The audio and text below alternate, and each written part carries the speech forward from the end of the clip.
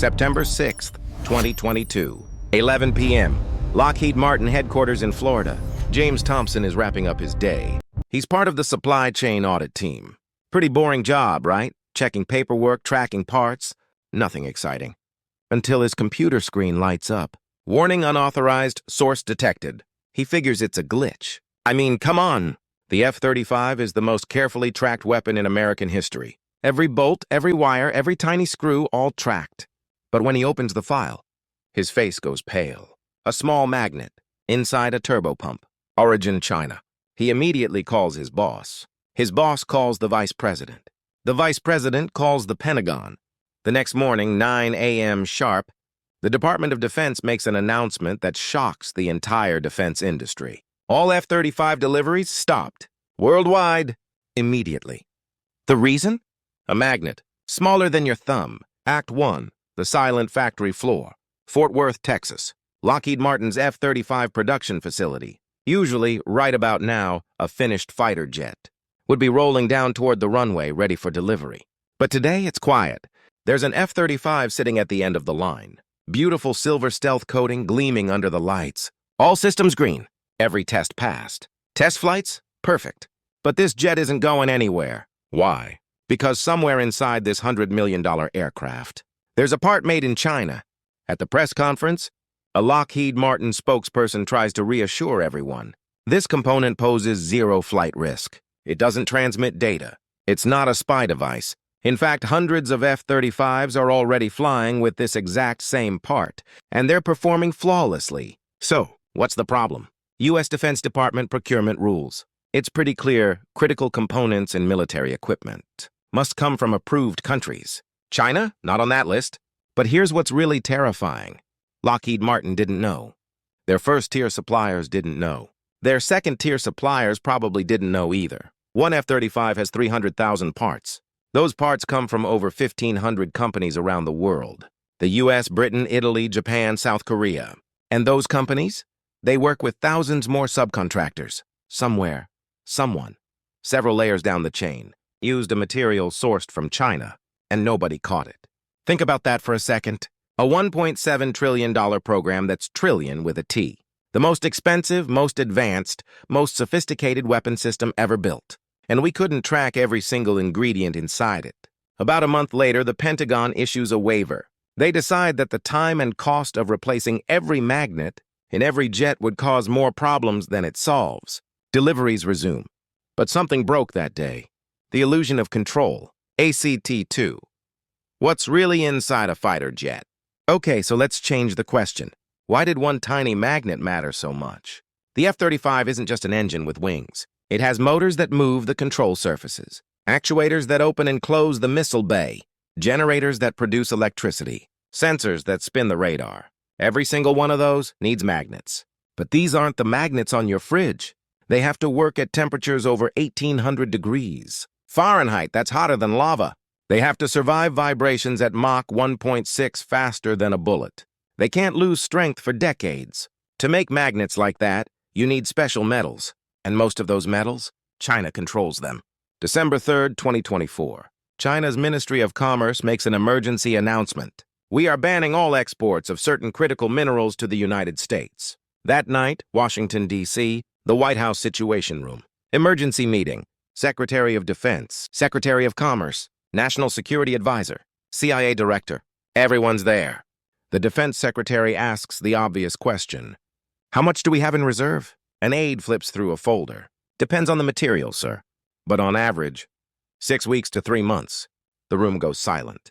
6 weeks. In 6 weeks, the F-35 production line could stop. Missile factories could shut down.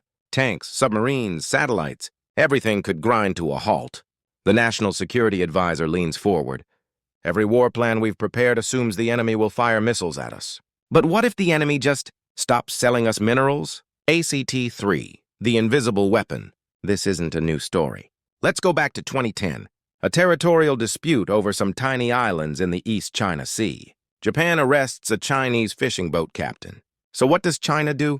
They don't send warships. They don't fire missiles. They just stop exporting certain metals.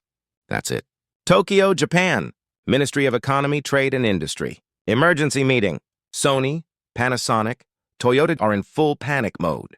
Why? Because their factories are shutting down. Smartphone components, production halted. Car sensors, out of stock. Camera lenses, delayed indefinitely. Prices skyrocket. Some metals, 10 times more expensive in just 1 month. Japanese companies start buying materials on the black market, paying whatever price they have to. 2 months later, the dispute ends. But the message was crystal clear. We can cripple your economy without firing a single shot. Fast forward to 2023. History repeats itself. China restricts exports of different metals this time. And this time it's more surgical. Metals for semiconductors. Metals for fiber optics. Metals for night vision equipment. Metals for ammunition. A defense analyst in Washington said it perfectly. We prepared for a war where missiles fly at us. We didn't prepare for a war where materials don't fly to us. Act 4. The real battlefield is underground. Now here's where most people get it wrong. They think, oh, China has all these metals. They're sitting on some magical mine. Nope. America has mines. Australia has mines. Canada, Brazil, South Africa, everyone's got these metals buried underground. So what's the problem? What comes out of a mine? Rocks. Just rocks.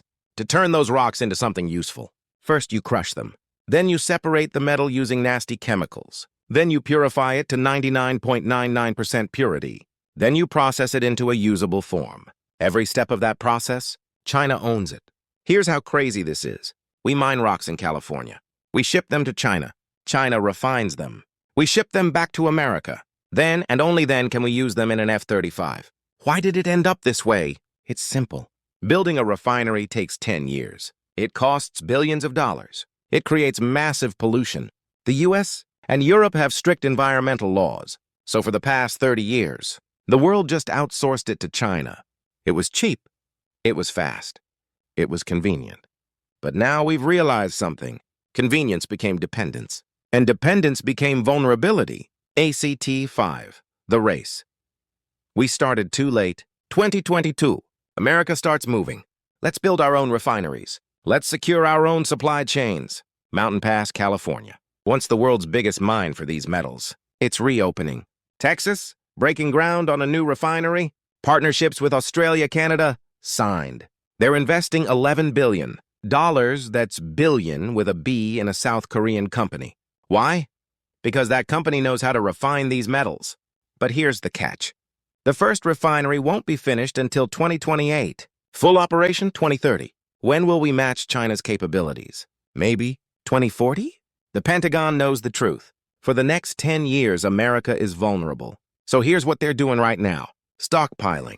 They're buying up critical metals and storing them. Like we stockpiled food during the Cold War in case of nuclear war. And they're loosening regulations.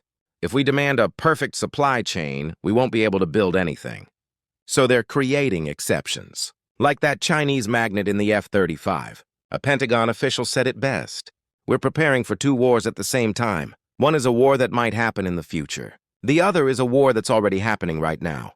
A war over elements. Closing the invisible front line. Let's go back to September 2022. F-35 deliveries stopped.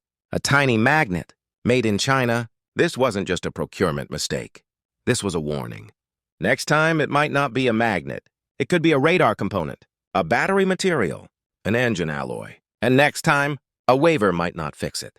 The smartphone you're holding right now, the electric car in your garage, the MRI machine at your local hospital, the passenger jet you flew on last month. Inside all of them, there's an invisible war happening. The wars of the future might not start with the sound of explosions. They might start with silence. The silence of factories shutting down. The silence of production lines stopping. The silence of fighter jets that can't fly. And that silence? It already started. September 2022. In a factory in Florida, America is running now. But we started the race 20 years late.